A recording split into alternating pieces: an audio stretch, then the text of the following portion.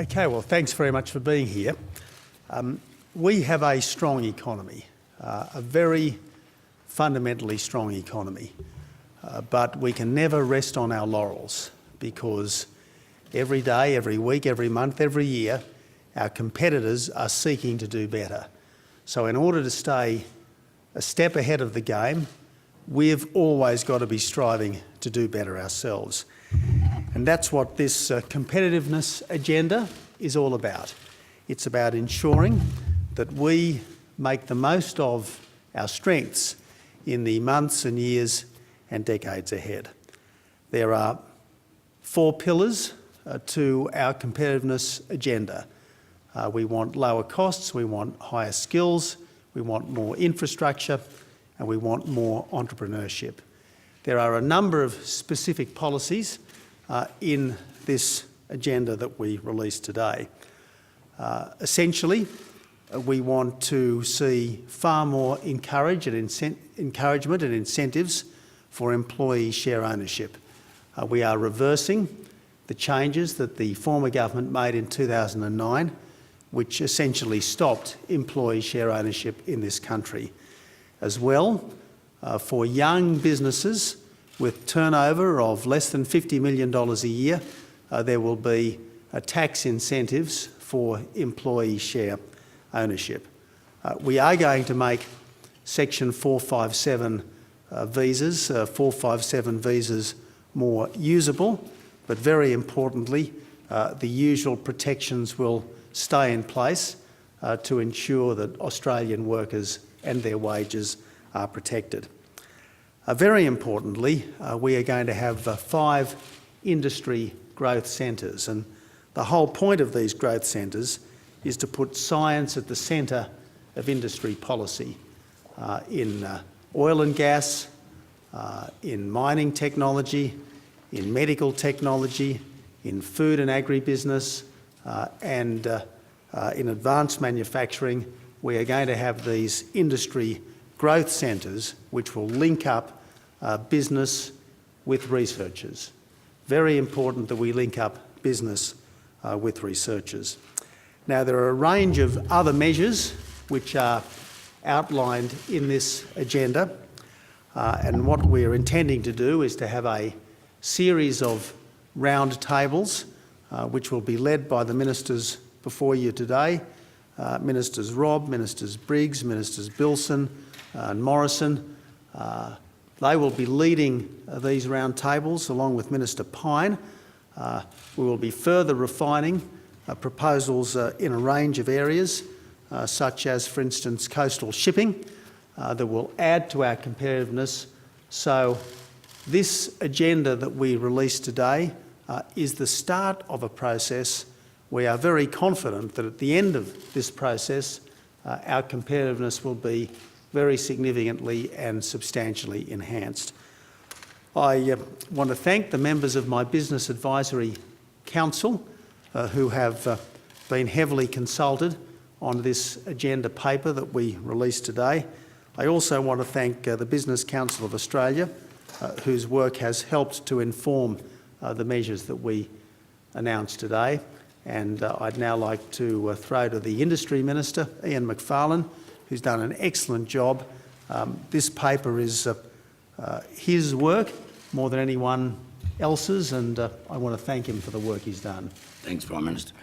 Well, industry policy in Australia has gone through a very significant change. If we look back over the last century, we saw industry policy initially based around agriculture. We transitioned into manufacturing, and the third stage, or the current stage, is one of services and the industries associated with providing components into a global supply chain. That is the way of the world. We are simply making sure that we position Australian industry where the rest of international industry is. Componentry is a critical part of international trade. It has doubled in the last 5 years, and I'm sure Minister Andrew Robb will confirm that it's probably likely to go up another 10 to 20% as we look forward over the next 4 or 5 years. We want to ensure that we have industries that are both competitive and innovative, and by linking them with science and by giving them this third leg to industry policy. The first two were announced during the budget. That is the Entrepreneurs Infrastructure Program and the Industry Skills Program. By putting this third leg in place, we believe we have a very sound and secure industry policy moving forward. Okay, do we have some questions? This policy has been criticised in the past by some as picking winners. There's 5 sectors of the economy that have been identified. If you're in business outside those sectors, is that sort of it insofar as expecting support from the government? Well, there's something like $10 billion worth of research which government funds every year, and we are determined to try to ensure that we get more commercial bang for our research dollar. And that's why we want to put science at the centre of industry policy, and that's what we're trying to do today, to put science at the centre of industry policy. Yes, there are these 5 industry growth centres that we have announced today, and there are 5 sectors where these growth centres will be located. But these are very much the strengths of contemporary Australian industry. I don't see it as picking winners. I see it as playing to our strengths. If you have looked at the work of this government over the last 12 months, we are not in the business of picking winners. We know that all too often when governments have tried to pick winners, they've done the very opposite. But we do know for a fact that these are very successful sectors, and we want to build on that strength. That's what we want to do. Well, one at a time. David, followed by Laura, followed by Michelle. Can you just give a practical example, Prime Minister, of how these centres will operate? If you do work in agribusiness, for example, what will you get from one of these centres? Well, I'm going to ask Ian to elaborate, but in broad terms, we want these centres to be industry-led, so we will be asking businesses and consortia of businesses to come to us with proposals for these centres. But the whole point of these centres is to integrate practical people in business with those who are doing the cutting-edge research in the relevant field. Ian? Well, that's very much the model, and the practical execution of that is that if you're an SME out there and you've got a good idea but you're not sure how to progress it, then you would go to the relevant growth centre. The growth centre would either guide you to someone who can assist you in research and perhaps finalising the development of the product, or take you to someone who's involved in commercialisation. These are not government bodies. These are people who are already in those businesses, or in the case of science, already working in those areas.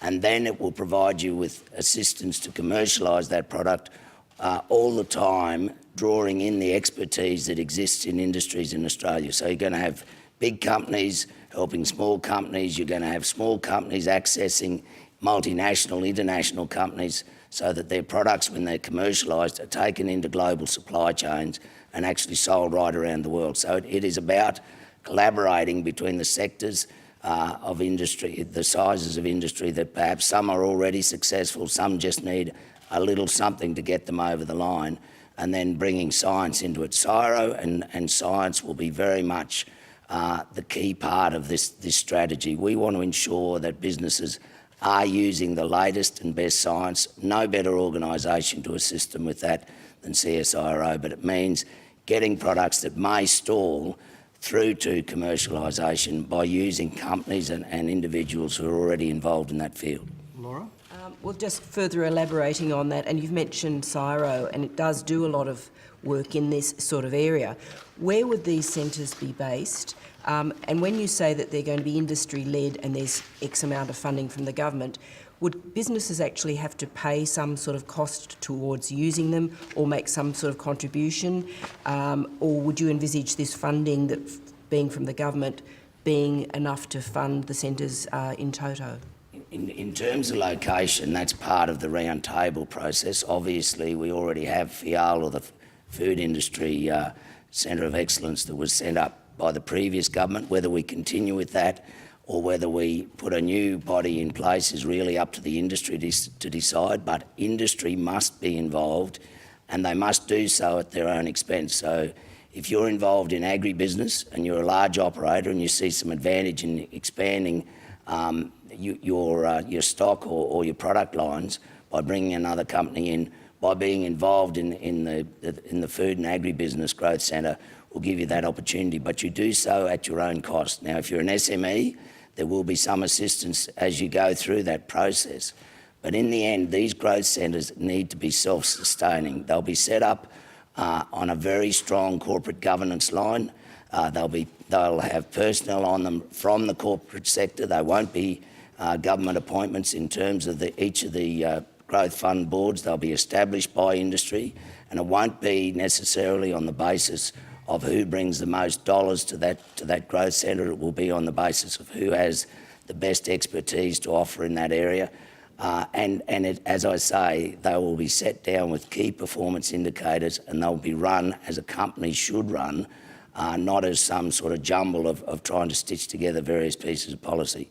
We have gone over this issue very closely. We've collaborated not only with the likes of the Business Council of Australia, and Catherine Livingstone has been very outspoken on the need for these, but we've also looked at the models that are operating successfully internationally. But the key thing is they must work towards self-sustainability. This government is about taking industry from being dependent to being excellent, and that's part of this process. Michelle? Mr Abbott, two questions. If you want to put science at the centre of the industry policy, isn't there a case for having a designated science minister? And secondly, this may be in all this paperwork, but what is the total cost of the package and what are the offsetting savings? The total cost of this package, it's about $188 million for the growth centres, $200 million for the employee share incentives. There's $12 million for the science, technology, engineering and maths education component. There may be a little bit extra, but that all adds up to roughly $400 million, and funding for this will be detailed in the MyEFO statement that will come out in a couple of months' time. Look, we have a dedicated science minister, and I'm standing beside him now. Son of a scientist. I'm standing beside him now. Now, I know there's been some disgruntlement, if you like, at the lack of someone who is designated Minister for Science, but, you know, the most scientifically successful country on earth is the United States, and they don't have a Secretary of State for Science. It's what you do rather than what you call people that counts, and Ian Macfarlane is working very, very hard every day in the cause of science. Mr Abbott, James? one of these releases says there'll be a Commonwealth Science Council created. Does that replace the PM's Science Council? And I'm also wondering if Minister Macfarlane could explain just a bit more detail the difference between the industry growth centres and the cooperative research centres, the CRCs that currently exist. Okay, well look, my understanding, and I'll ask Ian to elaborate, is that these are going to be very much industry driven. The government, other than designating the broad sectors, is not going to say there will be a CRC for submarine building or anything like that. We're going to say, look, industry, in these broad sectors, you come to us with your proposals. So we are trying to make this as industry driven, utilising the best science as we possibly can. Ian? Yep. Look, the CRCs have been around for a very long time, and some of them have produced some amazing outcomes, and some of them basically have gone off on their own path. Now, I'm not going to start naming them, but I have asked David Miles, who was the previous chair of Innovation Australia, to do a review on CRCs. We see CRCs as having an important role, but aligned with the growth centres. So we want to bring industry research, development and the whole policy area into focus, and having CRCs as an adjunct to this just simply won't work. We'll be looking at how we bring them into this process. Some CRCs will continue and complete their contracts. Some will be folded into this process, and some will terminate. But I'll wait to see David Miles's recommendations in relation to that. So just my question on the Commonwealth Science Council, is that replacing the PM Science Council? Yes, it is. And look, the idea is that it'll meet at least twice a year, and I will chair at least one of the meetings. Matt? The Russian embassy has hit back at your Yeah, comment yesterday. let's finish with questions about this, and then we'll go on to other subjects. Yep, Sid? So you said you want to get more bang for your buck out of the research spending. Do you envisage a big change in the mix of research that's being conducted in Australia? And look, secondly, on a slightly different topic, every time we have an innovation statement, we hear we need to do better at maths and science at school. What's gone wrong in the past, and what makes you think that what are you going to do differently to actually get some results here? Okay, well, the more contact there is between the science sector and the corporate world, the more likely we are to get a kind of correlation of interests and activities between the two sectors. The more familiarity there is between the research world and the world of business, the more likely the cooperation is between, if you like, the high street and the ivory tower, so to speak.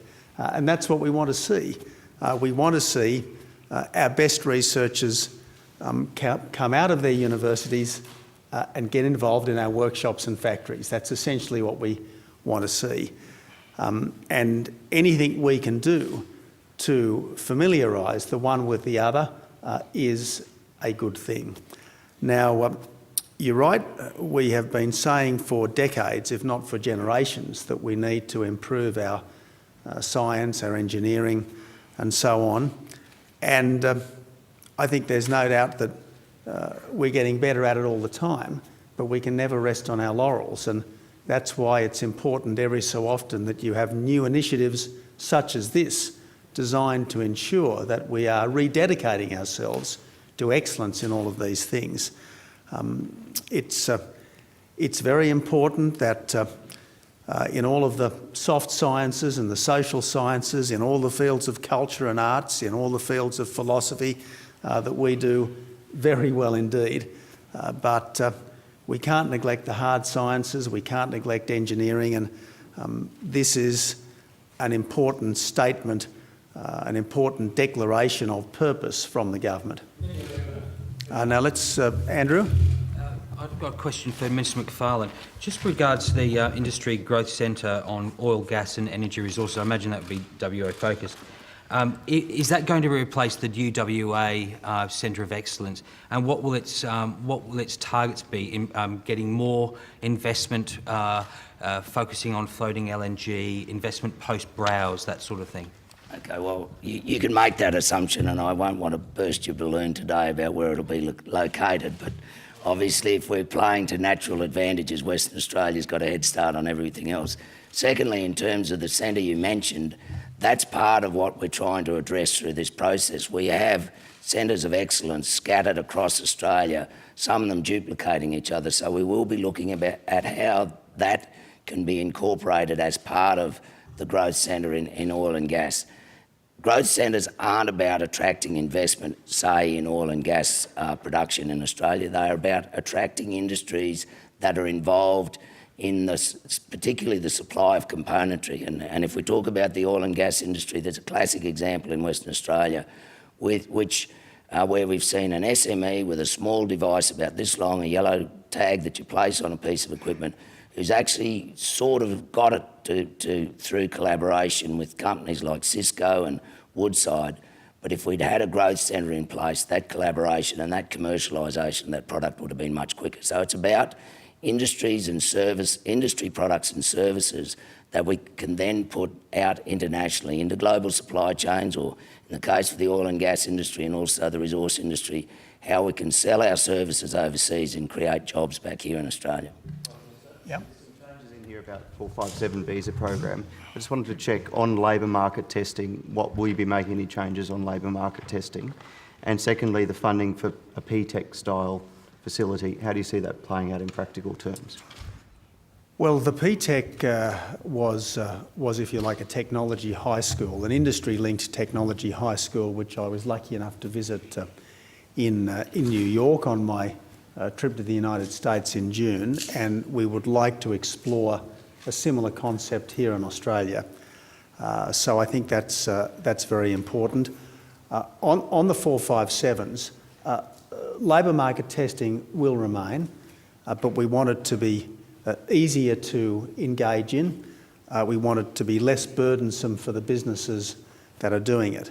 I really do want to stress, though, that there will be no dilution of the requirement that people be paid proper market wages and that they be paid above the threshold, because 457s are a way of getting into this country the skills we need.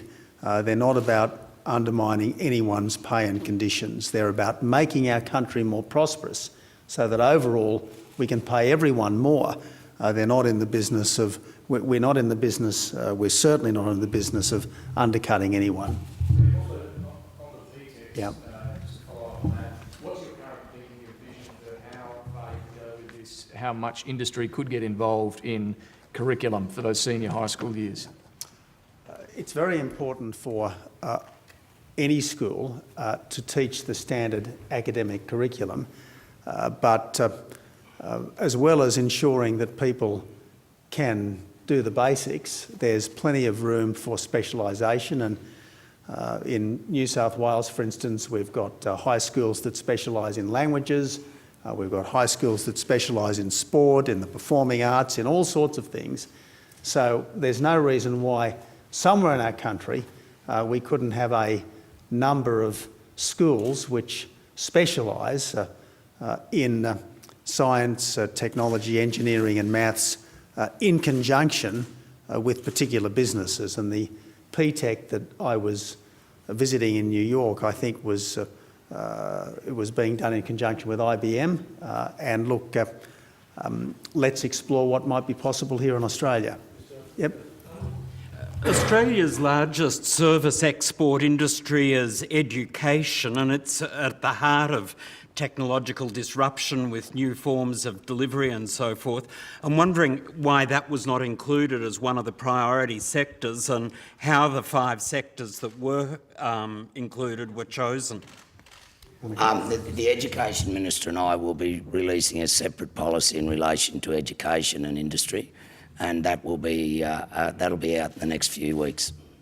And how were the 5 chosen? The 5 were chosen off the basis of natural strength, but not just in our view, but people like Deloitte and McKinsey and, as I mentioned, the Business Council of Australia had identified these areas as areas where we have a natural advantage and a competitive advantage that we could build on. And that's what it's about. As I said, we want to take industry away from a dependency mindset and into an excellence mindset. The first thing you do is look at those industries that are already excelling in terms of trade performance. Barbara?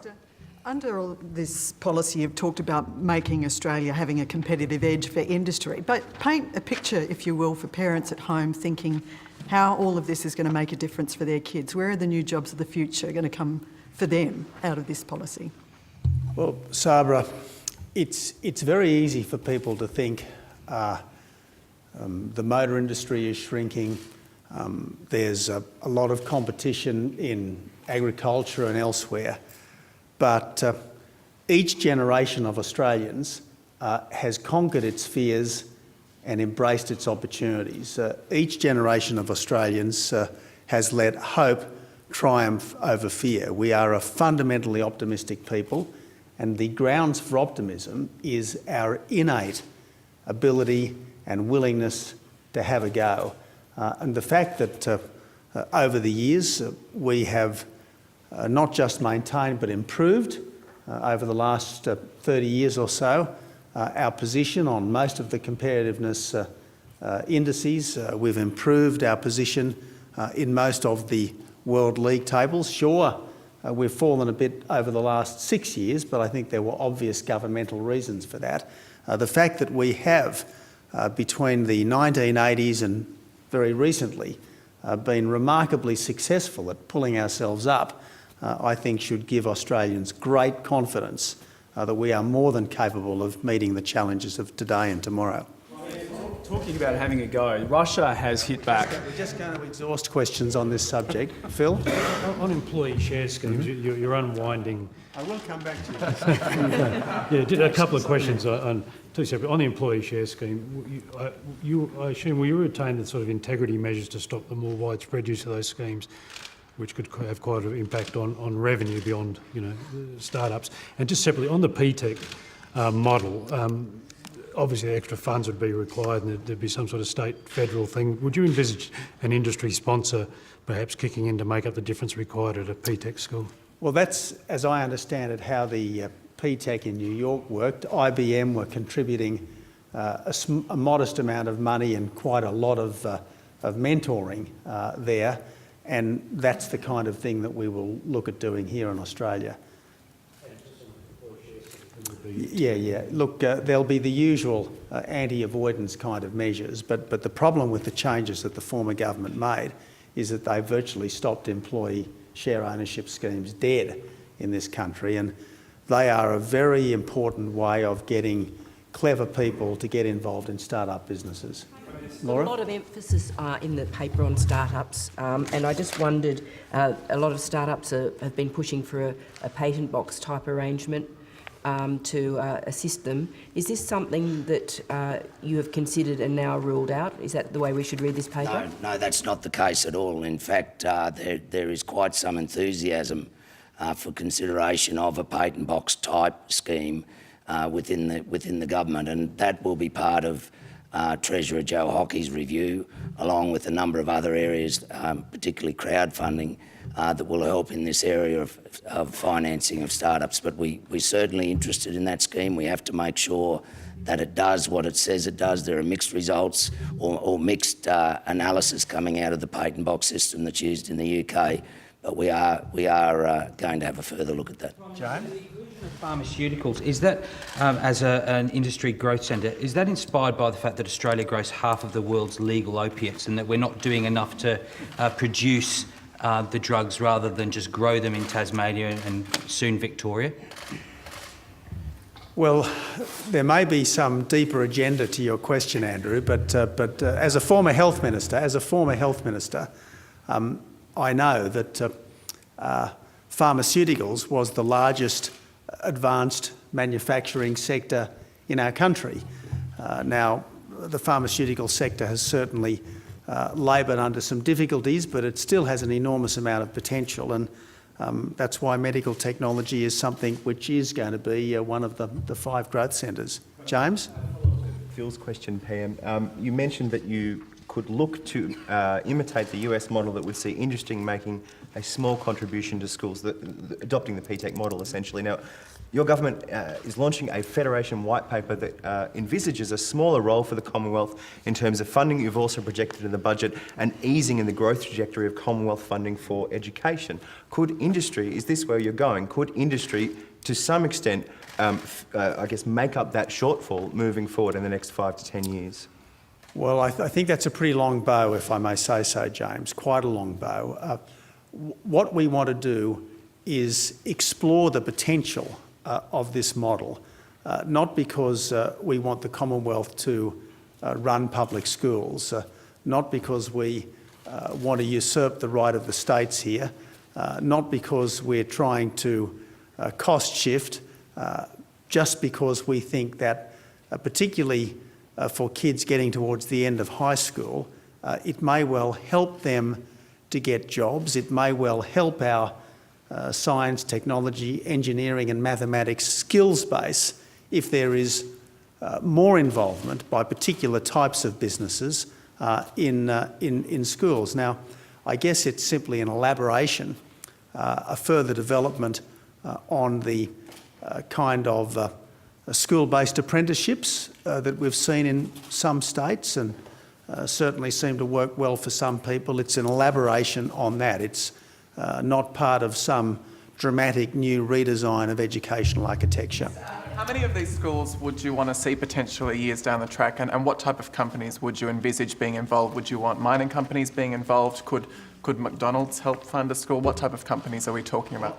I'm not sure that McDonald's is particularly involved in STEM, but nevertheless, if it's about the application of engineering principles to the fast food sector, maybe, conceivably, there could be some role. But what we're doing is putting aside a modest amount of money here. I think it's about $500,000. We're putting aside a modest amount of money here to explore what might be possible. And yes, we can speculate about all sorts of things that might happen down the track, but I saw a school that I thought had a lot of potential in New York, and we're going to explore something along similar lines here in Australia. Back on 457s, you've stipulated here that you want greater flexibility on English language testing and skill requirement.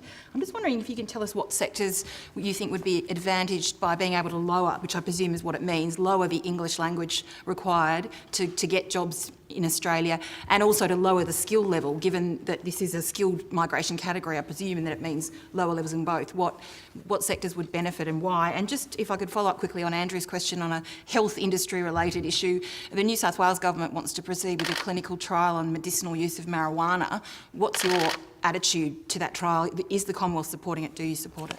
Okay, well, I'll deal with the first part of the question, and then I'll see if there's any further questions on this broad topic before we go into other subjects. And just remind me, the first, I was so distracted. It's 457s. 457s, English language and lower skill levels. Where are they needed? Look, again, it's going to be looked at sector by sector, business by business. We want these to be more flexible, and we want these to be a way of helping business to grow. 457s are not a way of substituting overseas labour for domestic labour. They are a way of helping Australian businesses to grow so that Australian workers have more opportunities and higher wages. Where there is the chance of more investment and substantially more employment for Australians, if we are more flexible, that's what we want to look at. And the medicinal marijuana, have you got a view on it? Well, if we've exhausted questions on the subject of the competitiveness agenda paper, look, Mike Baird was letting all of his First Minister colleagues know at the COAG meeting last Friday that he had an announcement coming up, and we all indicated that we were broadly supportive of that announcement. And so I've asked Peter Dutton to be as helpful as he can be to the initiative which New South Wales announced. I do want to stress, though, that there is a world of difference between using a drug for medical purposes under medical supervision and using it for recreational purposes. And no one will be tougher on drugs than I will be.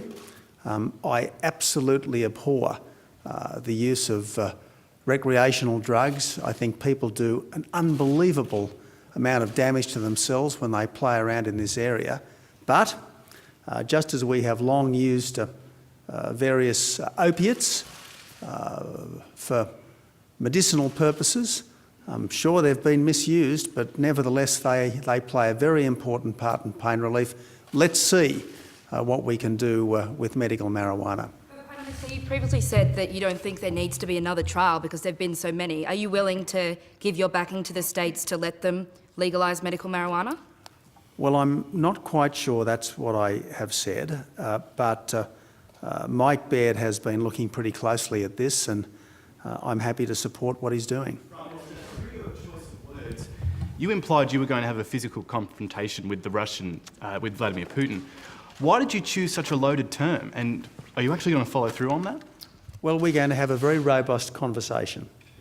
A very, very robust conversation because, plainly, 38 innocent Australians were murdered.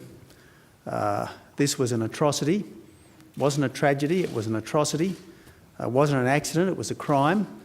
and it was a plane brought down by Russian-backed rebels using Russian-supplied equipment. So I'm going to have a very robust conversation with President Putin, should he come to Australia. Are you going to shirt front him?